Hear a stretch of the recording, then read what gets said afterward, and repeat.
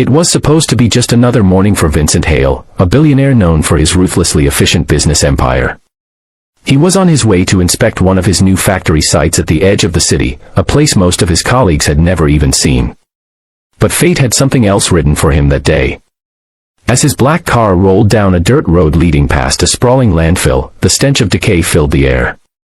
Vincent frowned, lowering his window halfway, ready to tell his driver to speed up. But then he saw something that made his heart pound in disbelief.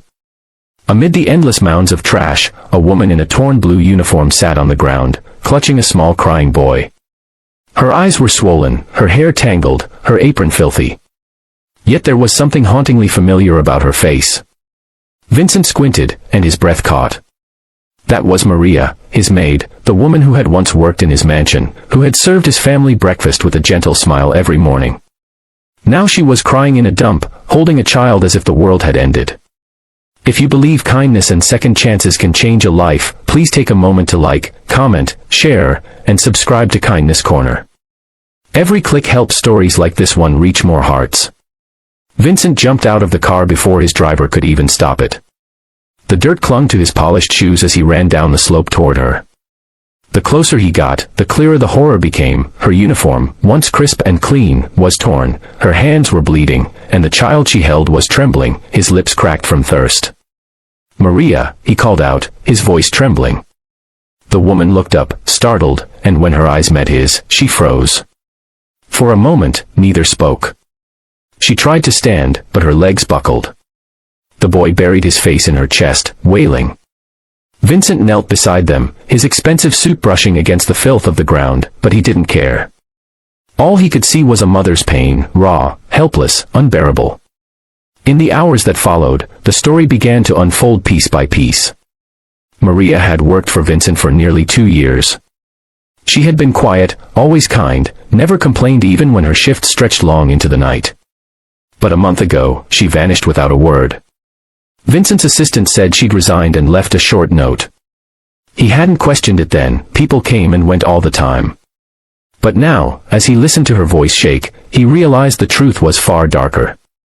Maria's husband had died suddenly, leaving behind a mountain of debt. Desperate, she borrowed money from a predatory lender to pay for the funeral and her son's medicine. But when she couldn't repay in time, the debt collector began showing up at her small apartment, threatening her. She was terrified, not just for herself, but for her little boy, Theo. When she begged for help from her landlord, he threw her out. Within days, she had nowhere to go. She had tried to reach out to the agency that hired her as a maid, but they refused to forward her message to Vincent, claiming she'd already been replaced. Left with nothing, she wandered the streets until she ended up here, scavenging for food in the dump to keep her son alive. Vincent's chest tightened with guilt. He was a man who could spend millions in an afternoon, yet one of his own employees had suffered like this right under his nose. The sight of her trembling hands, the child's hollow eyes, the thinness of their bodies, it was more than he could bear. He felt a rush of shame, followed by something he hadn't felt in years, a deep, aching compassion. Without hesitation, he lifted Maria and her son into his car. The smell of decay filled the air, but he didn't flinch. He ordered his driver to take them to the nearest hospital. For the next few days, Vincent visited them every morning. He watched as doctors cleaned their wounds, gave them food, and provided warmth. Theo began smiling again, shyly holding onto Vincent's fingers whenever he came near. Maria, however, could barely look him in the eye. She kept apologizing, saying she didn't mean to cause trouble. But Vincent silenced her gently each time.